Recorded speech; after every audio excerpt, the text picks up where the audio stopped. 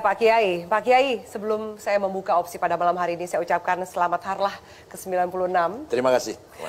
Apa yang ingin disampaikan soal Harlah kali ini? Bismillahirrahmanirrahim.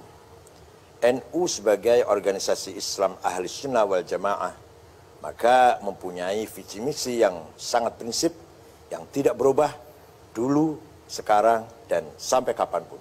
Yaitu prinsipnya adalah Islam yang tawassut moderat, tasamuh toleran, cita-citanya ingin perkuat 3 persaudaraan, ukhuwah Islamiyah, persaudaraan sama umat Islam, ukhuwah watoniyah, persaudaraan sama sebangsa tanah air, puncaknya ukhuwah insaniyah, persaudaraan sama umat manusia. Tidak akan bergeser dari prinsip itu. Tidak akan bergeser dari 3 prinsip siapapun itu. Rois Amnya, siapapun ketua umumnya.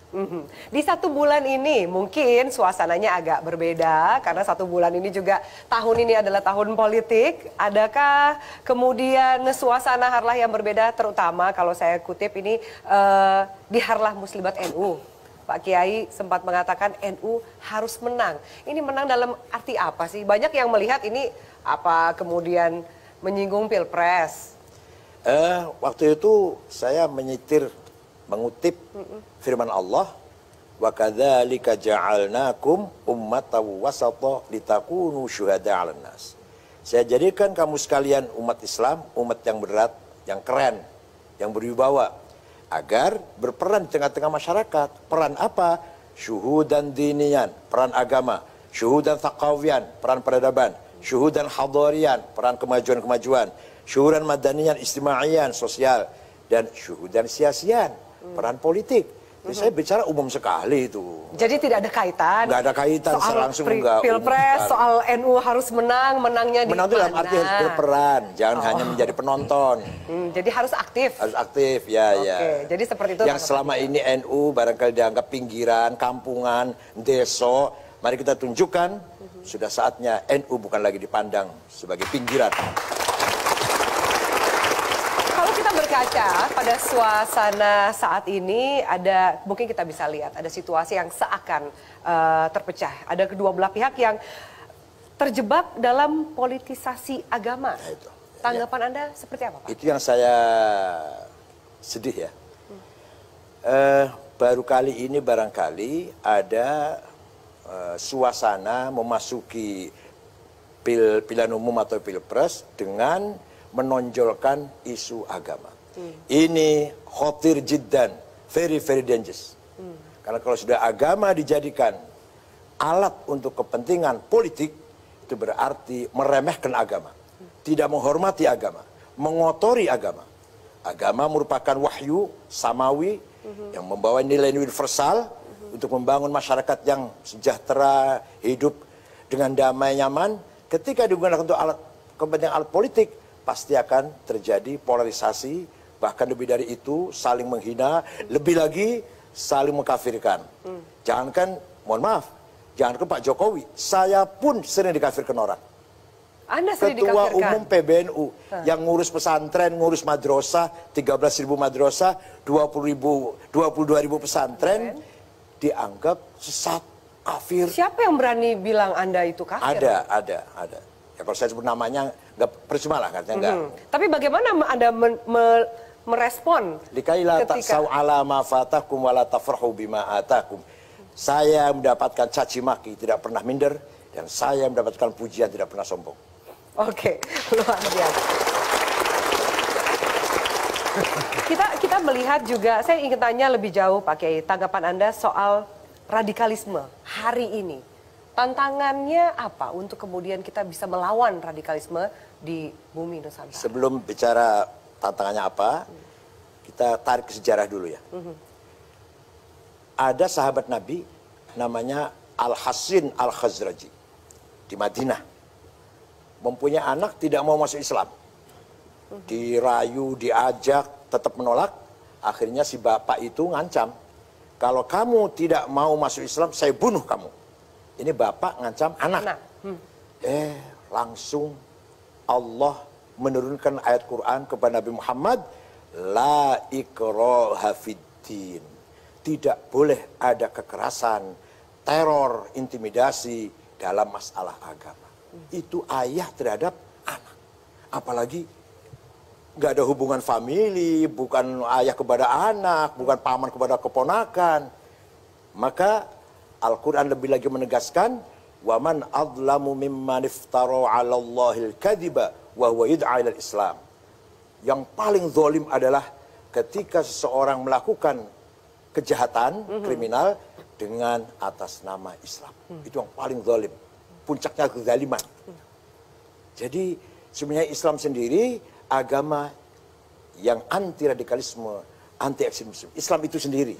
Tapi capnya seakan-akan mengarah ke sana. Atau jangan-jangan yang mengatakan Anda kafir itu justru yang radikal-radikal itu, Pak Ya, Kiai? ya pasti dong, terus ya pasti itu yang mengatakan. Nah, situasi di Timur Tengah dengan Arab Spring-nya itu yang belum tentu arahnya kemana. Di Afghanistan sudah 40 tahun, padahal 100% Muslim, 99% Sunni, 1% Syiah. Di Irak sudah 1,5 juta orang nyawa menghilang, nggak jelas siapa, untuk apa tujuannya. Di Suriah sudah 500.000, di Yaman, di Libya, Mesir pun belum selesai. Itulah kenyataan yang di sana seperti itu. Kemudian dengan mudahnya komunikasi, dengan kemajuan Teknologi, medsos, ya itu, maka mudah sekali pengaruh dari Timur Tengah masuk ke kita. Sebenarnya karakter umat Islam Indonesia santun, ramah, toleran, beradab, berbudaya. Hanya karena terpengaruh sesaat oleh kemajuan teknologi dengan medsos ini, sebagian kecil sebenarnya, very small group yang terpengaruh oleh keadaan Timur Tengah. Jadi kondisi Islam di Indonesia hari ini, bagaimana Anda menakar? Ada sebagian kelompok yang memang radikal. Ada, itu kenyataan, nggak bisa kita... Dan mereka militan dan mereka gencar. Ya, Kuatkah kita menahan? Teroris pun ada, apalagi radikal. Terorisme ada di Indonesia. Yang jelas jaringannya keluar, line up-nya keluar negeri. Ada jihadi, ada takfiri, ada lain-lain. Nah, itu kan sebenarnya asing ya, asing bagi umat Islam Indonesia. Orang Indonesia itu sudah terkenal berbudaya beradab. Maka sering saya katakan, teologi kita dari Arab, Nabi kita orang Arab, Quran bahasa Arab, syariat kita sholat bahasa Arab, ya. Tapi budaya kita jauh lebih mulia daripada budaya Arab. Makanya seperti Gus Dur, Gus Mustafa Bisri, Pak Quraisy Shihab, Pak Agil Munawar, ya jelek-jeleknya saya lah. Pulang dari Arab, saya di Arab 13 tahun setengah. Yang saya bawa ilmu pengetahuan. Bukan budaya. Tidak melunturkan keindonesiaan Anda. Karena saya bangga, bersyukur bahwa budaya kita jauh lebih mulia daripada budaya Arab. Yang dikhawatirkan banyak pihak, mungkin juga mewakili kekhawatiran Anda, Pak Kiai, adalah ketika radikalisme ini sudah masuk, menyusup ke partai politik atau bahkan sampai ke parlemen. Apa yang harus dilakukan? Bagaimana menyisir, memfilter paham-paham itu? Pertama ya, kan radikalis juga macam-macam. Ada yang faktor ideologi. Ini yang sulit ini. Kalau sudah ideologi paling sulit. Dulu pun abad pertama Hijriah, Sayyidina Ali yang jelas-jelas orang remaja yang pertama kali masuk Islam, yang sudah dipastikan masuk surga, sudah pasti masuk surga itu diberitahu bahwa kamu pasti masuk surga. Yang sudah jelas menantunya Rasulullah dikafirkan dan dibunuh ketika akan ngimami sholat subuh. Yang membunuh siapa? Bukan orang Kristen, bukan orang Yahudi, orang Islam yang hafal Quran, setiap malam tahajud dan setiap hari puasa. Qaimul lail, shaimun nahar, hafizul Quran. Namanya Abdurrahman bin Muljam At-Tamimi. Kenapa dia bunuh Sayyidina Ali? Karena Ali kafir menurut dia. Kafirnya di mana? Ali itu kalau ada memecahkan masalah, musyawarah, ikut pendapat orang, minta pendapat orang. Berarti Ali tidak menjalankan hukum Al-Quran, tapi hukum hasil musyawarah, akalnya manusia lah.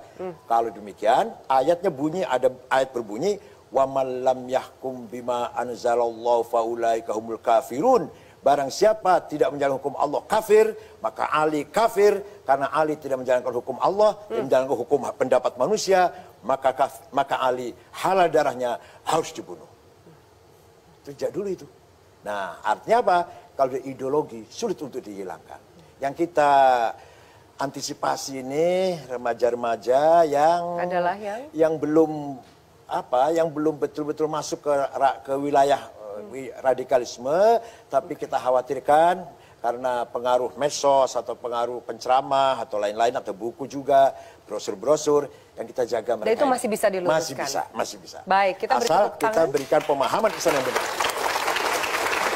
Akan lebih menarik diskusi kita Pak Kiai di segmen berikutnya. Saya akan membahas mengenai NU yang bukan organisasi politik praktis tapi selalu dilirik oleh partai politik dan politisi. Tetaplah bersama kami di Opsi.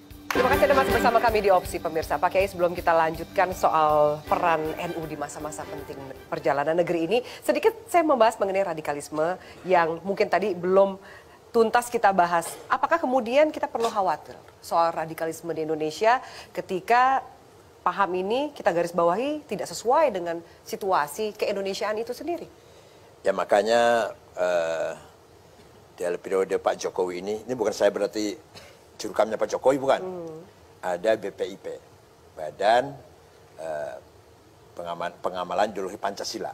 Saya termasuk anggota Dewan Pengarah, ketuanya Ibu Mega, ada Pak Tri, ada Pak Mahfud MD.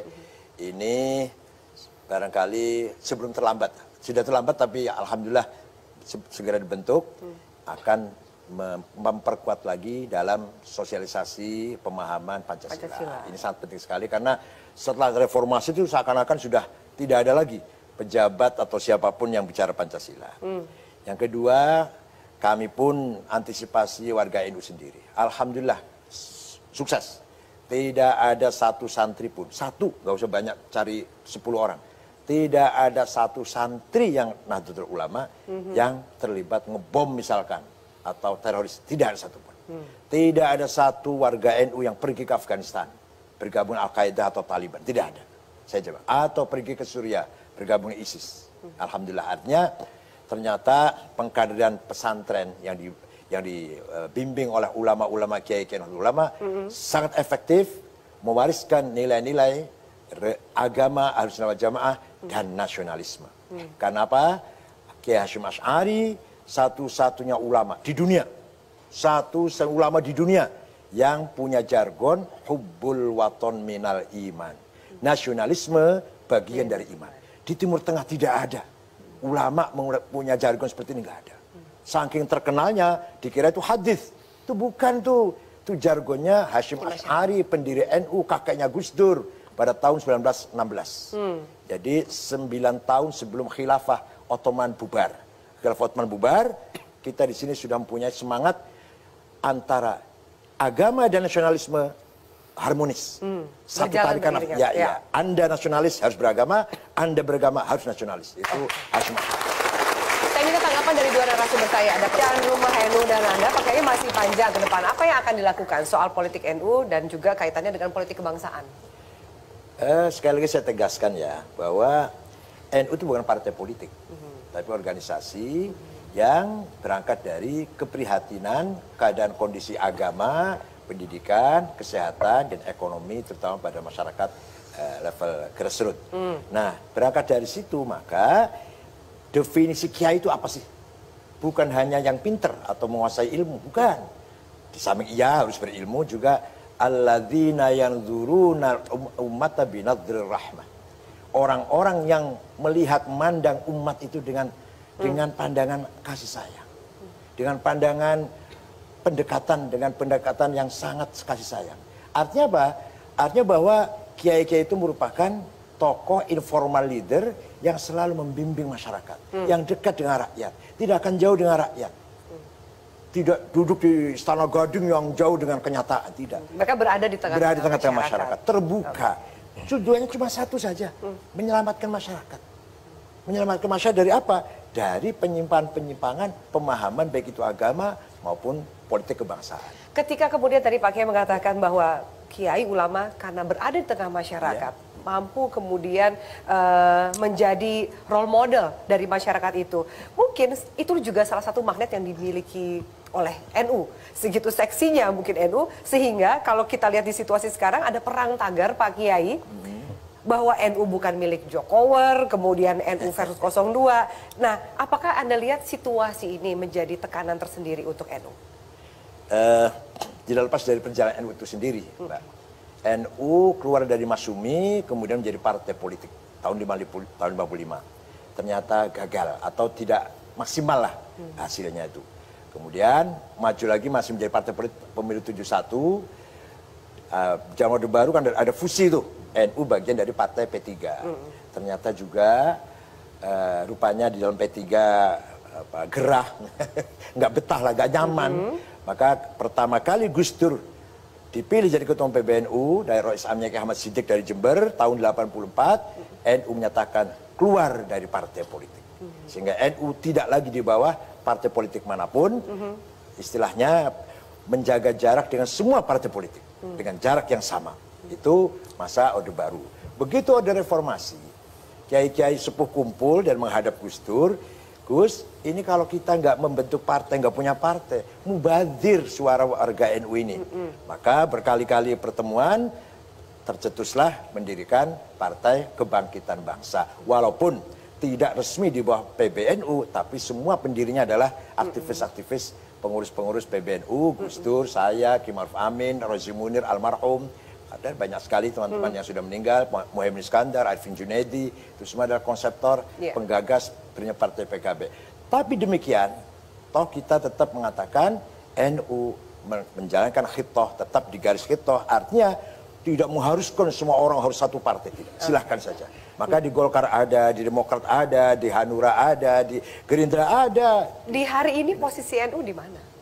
NU tetap sebagai pilar bangsa dong, sebagai kekuatan power civil society, bukan partai politik. Kita sebenarnya nggak ada urusan dengan partai politik ini. Tidak ada urusan meskipun kemudian salah satu mungkin tokoh terbaik NU juga saat ini. Iya, tapi saya nggak bisa mengatakan warga NU harus pilih ini, enggak. Tapi warga NU yang militan pasti akan terpanggil dengan sendirinya. Tidak usah saya dorong. Jadi itu seleksi alam sebenarnya. Nah itu ya, karena seperti kita karena semua sudah dari Sabang sampai Merauke, NU punya kholfiyat yang sama. Apa kholfiyat itu? Background yang sama, punya asasiyat yang sama, prinsip-prinsip yang sama, punya ahdaf, tujuan ghoyat, al-ghoyatul quswa, peaknya, cita-cita lah, goal yang sama. Oleh karena itu NU tidak usah didorong-dorong. Kalau sudah seperti ini, semua tahu mana. Bukan berarti ada tugas yang belum selesai di NU, yaitu saya bukan jurukam, saya nggak jurukam, bukan. Tiap hari cuma ngajar, ngaji, ceramah agama, nggak pernah saya jadi jurukam. Oke, baik. Kita akan lanjutkan pemirsa, sesaat lagi kita akan bahas juga mengenai latar belakang dan juga kehidupan dari Pak Kiai. Sesaat lagi.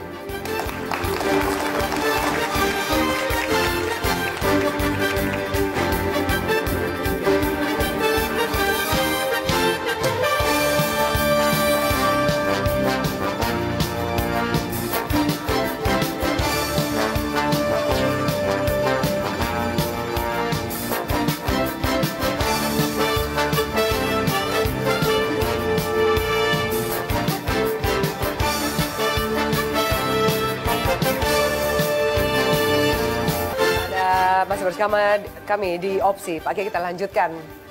Sebenarnya memang menarik untuk terus membahas mengenai situasi saat ini. Apa kesan Pak Kiai ketika banyak orang yang datang meminta dukungan politik terutama kepada NU? Enggak begitu amat sih. Masa sih? Bahwa pintunya kantor PBNU sangat terbuka. Untuk Siapapun semuanya. tamu datang, saya terima dengan senang, dengan terbuka. Pak Pabro datang, Pak Sandiaga datang, semua datang. Semua. Pak calon gubernur, calon bupati, banyak sekali yang datang. Tapi apalah artinya NU kalau tidak bisa mendukung secara politik? Pak mendoakan, oke. Mudah-mudahan tujuannya berhasil, dikabul oleh Allah, gitu saja. Ada sebagai ketua harus bicara seperti ini. Ya memang begitu keadaannya. Mau bilang saya mendukung, nggak bisa dong. Yang mencalonkan, yang mendukung itu partai politik. Kalau PKB silakan Pak Muhaimin. Oke. Kalau P3 silakan waktu itu ke Pak Romahur Muzi. Ya, nggak bisa ke PBNU. Kalau PBNU itu paling minta doa. Ya deh, saya doakan. Didoakan semuanya, didoakan. Nah, ya. Agar semuanya menjadi baik lah. Tujuannya menjadi benar dan baik. Dan jadi manfaat bagi semuanya, berguna bagi semuanya. Pak Kiai, apa petua Anda ketika ada untuk santri terutama, ketika ada intrik politik masuk ke dalam tubuh NU? Intrik politik masuk ke tubuh NU? Ya. Begini, berpolitik itu merupakan hak setiap warga bangsa Indonesia. Adapun dia masuk ke PBNU itu merupakan intima madhabi atau apa? Ikut dalam bermadhab yang seperti tadi moderat dan toleran itu di NU adanya. Adapun dia berpolitik silakan, partai apapun silakan, kecuali ketua umum atau Rois Am dan Rois Am mandataris MPR itu tidak boleh berpolitik. Tidak boleh. Kalau ketua-ketua, sekretaris-sekretaris boleh, semuanya boleh. Kita sekretaris kita ada yang P3, PKB, ada P3, bendahara, ada Gerindra, ada PDI, bendahara kita beragam dalam PBNU sendiri. Nah, artinya kecuali mandataris, Rois Am dan ketua umum yang tidak boleh berpolitik. Oleh karena itu ketika Kiai Ma'ruf Amin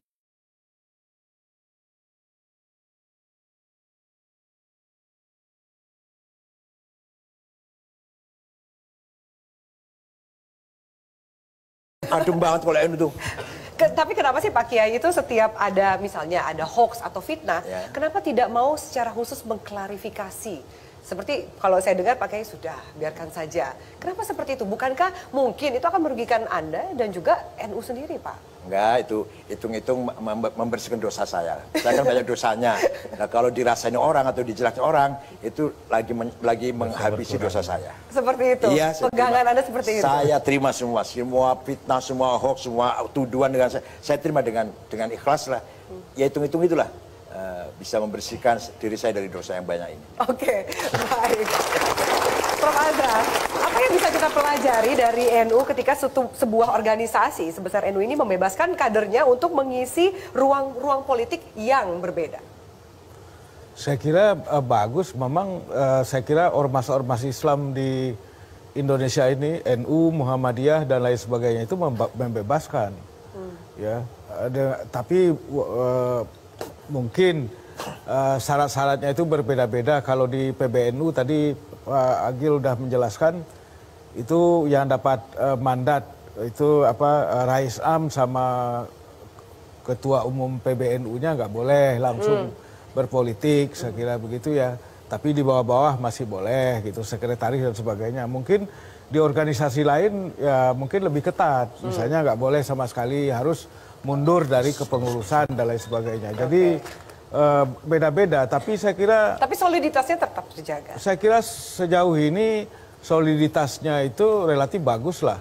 Walaupun mungkin dalam... Relatif bagus tuh? Aman lah gitu? Relatif bagus dalam pengertian, kalau kita lihat dalam perbandingan ya, dalam kacamata perbandingan, kalau dikatakanlah di ormas lain Muhammadiyah itu ada kekuatan-kekuatan lain yang berusaha menyeret Muhammadiyah secara resmi ke dalam politik misalnya kan.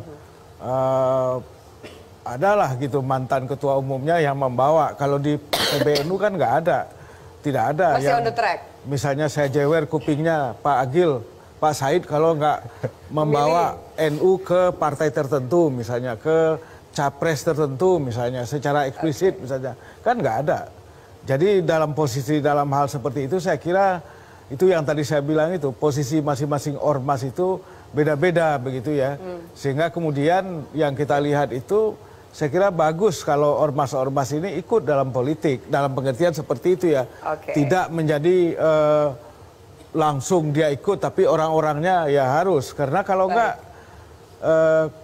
siapa nanti yang mau mengisi partai politik ya Pak? Mengisi negara ini siapa? Kalau nggak ada dari lingkungan NU, lingkungan Muhammadiyah atau sebutlah apa saja Al-Wasliyah, Matlaul Anwar, Nahdlatul Watan dan lain sebagainya itu. Jadi saya kira kita harus dorong lah, mudah-mudahan kawan-kawan kita yang asalnya di PBNU atau di PP Muhammadiyah atau ormas apa saja kemudian terjun ke politik, itu menjaga politik kita ini menjadi politik yang lebih berharkat, lebih bermartabat, lebih berintegritas. Kita harapkan begitu. Saya akan mengajak Anda Pak Kiai dan juga pemirsa untuk melihat sebuah foto berikut ini.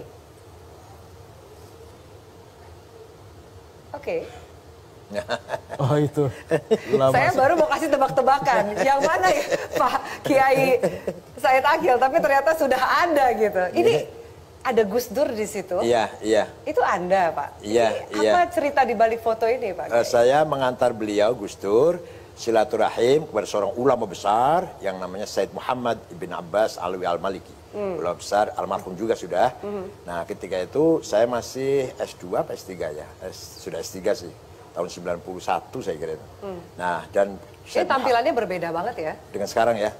Menurut Anda gantengan mana nih? Yang dulu apa yang sekarang? Karena sekarang Bukan itu yang paling penting. Kalau sekarang pakai batik, kalau dulu pakai gamis. Nah, terima kasih Prof. Azra karena saya mau menanggapi itu gitu. Kalau dulu bergamis, ada jenggotnya, tapi saya lihat Gus Dur ini tetap pakai batik. Kita nggak pernah lihat kayak Said ini pakai gamis. Nah, Selama ini. Prof. ternyata Dan kan pakai jenggot. Wah, itu ini yang tadi disebut tadi itu Islam Nusantara itu ya itu dia. Apa kemudian karena Gus Dur kemudian Anda mau kembali setelah 13,5 tahun tadi? Bukan begitu. Artinya saya pun setelah lulus sudah niat sih mau kembali ke Indonesia dan apa yang saya dapatkan entah ya barang sedikit ilmu ini ingin saya sebarkan, ingin saya tularkan pada terutama generasi muda, santri-santri NU. Oleh karena itu begitu saya pulang oleh Gus Dur dimasukkan salah satu jajaran Khatib Syuriah dan langsung saya diberi kesempatan untuk mentraining, mengkader istilahnya PPWK, pengkaderan calon ulama lah kira-kira itu waktu itu. Dari situ banyak sekali apa yang saya sampaikan barangkali baru dengar mereka itu sekali mengagetkan sehingga ada yang tuduhan Syiah lah, liberal lah, nggak apa-apa. Itu untuk pertama kali seperti itu. Alhamdulillah sekarang sudah selesai semua. Sudah selesai semua. Baik. Ada sesuatu yang kami simpan untuk segmen terakhir. Apa itu? Tetaplah bersama kami di Opsi. Oke, di segmen ini kita akan membahas mengenai Islam Nusantara. Banyak yang belum paham atau bahkan yang salah paham soal Islam Nusantara. Hari ini, bagaimana kondisi gagasan Islam Nusantara itu di Indonesia? Ya, sebenarnya sudah sering saya katakan, Islam Nusantara bukan madhab baru, bukan sekte baru, bukan apalagi agama baru. Tapi merupakan tipologi, khasa'is bahasa Arabnya, mumayyizat, ciri khas Islam di Nusantara ini, yaitu Islam yang menghargai budaya, Islam yang harmoni dengan budaya. Bahkan budaya dijadikan infrastruktur agama. Contoh, baju batik budaya untuk sholat. Itu kan namanya budaya dan agama sudah menyatu. Tidak harus pakai gamis, nggak harus pakai kopiah putih, kopiah hitam pun oke. Contoh lagi, silaturahim itu agama, tapi acara halal bihalal budaya. Di Timur Tengah nggak ada itu. Acara namanya halal bihalal, di Timur Tengah nggak ada itu. Hanya ada di Indonesia. Ya. Khitan, agama, khitan, ngerti ya apa?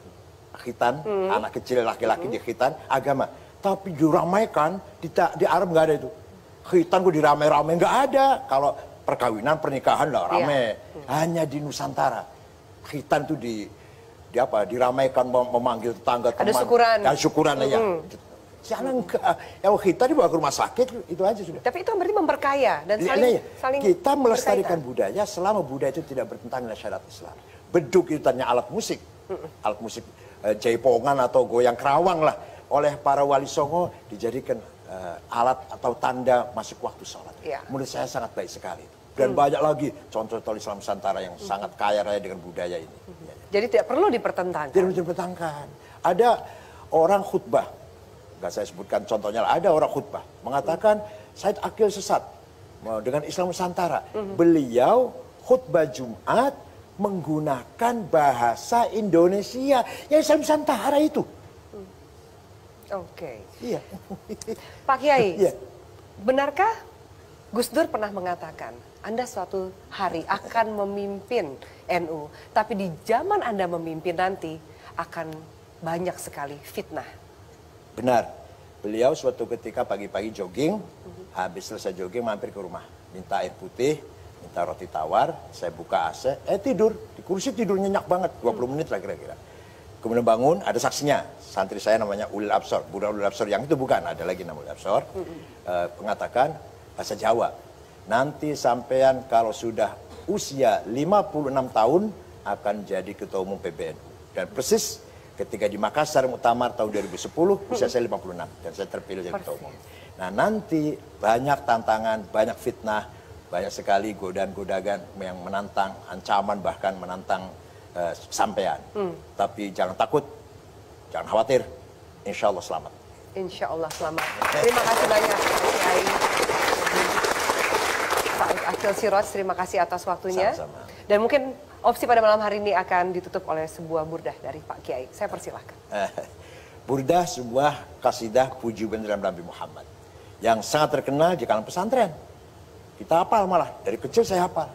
Antara lain bunyinya Muhammadun sayyidul kaunaini wattaqalaini wal fariqaini min urbin wa min ajami nabiyunal amirun nahi fala ahadu abarra fi qawli la minhu wala na'ami huwal habibul ladzi turja syafa'atuhu likulli hawlim minal ahwali muqtahami da'a ilallahi fal mustamsikuna bihi mustamsikuna bihablin ghairi munfasimi faqan nabiyina fi khalqin wa fi khuluqi falam yudanuhu fi ilmin wala karami wa kulluhum min rasulillahi multamisu warfan minal bahri aw rashfan minad diyami wa waqifuna ladaihi inda haddihim min nuqtatil ilmi aw min syaklatil hikami. Cukup?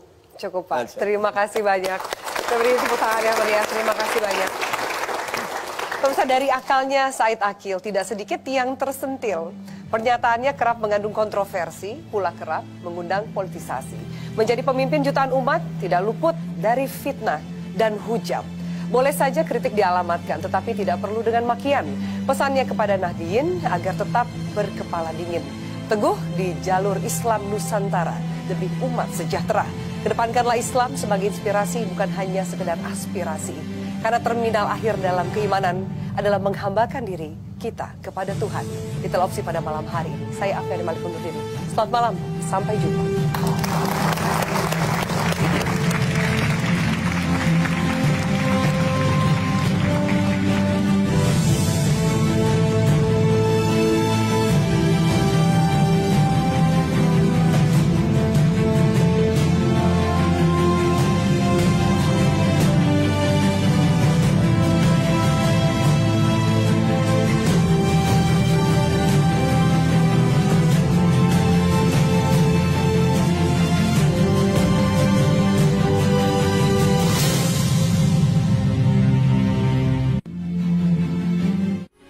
Metro TV, knowledge to elevate. KPU bekerja sama dengan Metro TV menyelenggarakan debat keempat Pilpres 2019, Jokowi versus Prabowo. Sabtu 30 Maret, live mulai jam 5 sore. Jurnalis-jurnalis senior